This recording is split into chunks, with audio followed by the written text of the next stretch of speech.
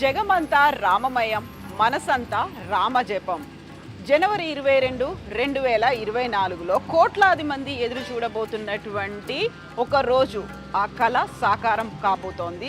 కొన్ని ఏళ్లుగా దశాబ్దాల తరబడి జరుగుతున్నటువంటి ఒక పోరాటానికి ఆ రోజు ప్రత్యక్షంగా అందరూ రామ్ లల్లాని దర్శించుకోబోతున్నారు. అందుకు సంబంధించి ప్రస్తుతం మనం ఉన్నాము రామ్ సేవాపురంలో.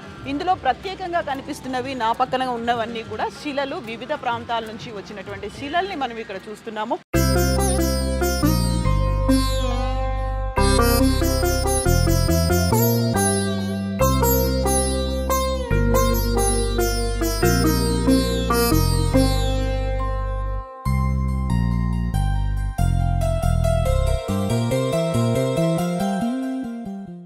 ఇక్కడ కనిపిస్తుంది నేపాల్ నుంచి వచ్చినటువంటి శిల.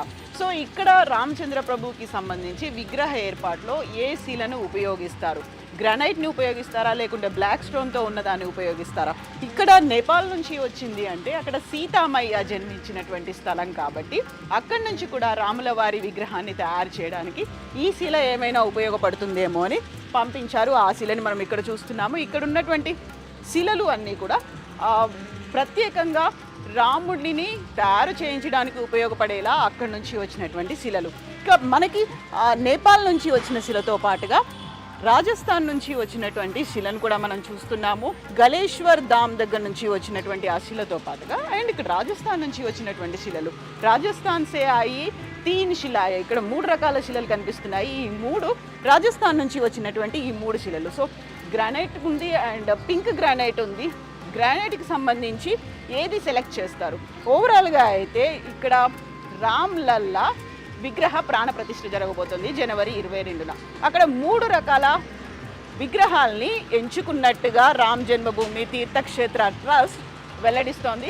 అందులో ప్రత్యేకంగా 2 బ్లాక్ స్టోన్తో తయారైతే 1 గ్రానైట్తో తయారైంది. ఏది ఫైనల్ చేస్తారు? 17న బహిర్గతం కాబోతుంది. అప్పటిదాకా ఆ విగ్రహానికి సంబంధించి రూపురేఖలు కావచ్చు, ఒక ఫోటో కావచ్చు, బయటికి వెల్లడించట్లేదు. సో మనం నేపాల్ నుంచి చూసాము, ఆ తర్వాత రాజస్థాన్ నుంచి వచ్చిన దగ్గరది శిలని కూడా చూసాము.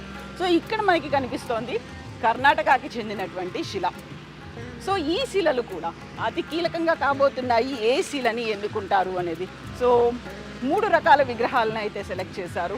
అందులో 2 బ్లాక్ స్టోన్ ఉంది, 1 గ్రానైట్ ఉంది. ఇప్పటిదాకా ఒక అఫీషియల్గా ఫైనల్గా ఒక కామెంట్ అనేది రాకపోయినప్పటికీ కూడా రామ్ లల్లా విగ్రహం అనేది బ్లాక్ గ్రానైట్తో ఏర్పాటు చేశారు అనేది, అది కర్ణాటకకి చెందినటువంటి విగ్రహం అనేది. సో ఓవరాల్గా అయితే ఇక్కడ ఉన్నటువంటి ఈ శిలలన్నీ కూడా కర్ణాటక సే అయి 3 శ్యామ్ శిలాయ, అంటే కర్ణాటక నుంచి వచ్చినటువంటి 3 నల్ల రాతి శిలల్ని మనం చూస్తున్నాం. సో జనవరి 22న ఈ రాళ్ళకి సంబంధించి, ఈ శిలలకి సంబంధించి ఏది విగ్రహంగా మారింది, ఏ శిల ఉపయోగపడబోతోంది అనేది జనవరి 15న తెలుస్తుంది. ఆ శిలతో తయారైనటువంటి రామ్ లల్లాకి సరయూ నదీ జలాలతో అభిషేకం చేసిన తర్వాత జనవరి 22న ప్రాణప్రతిష్ఠ జరగబోతోంది. శ్రీరామం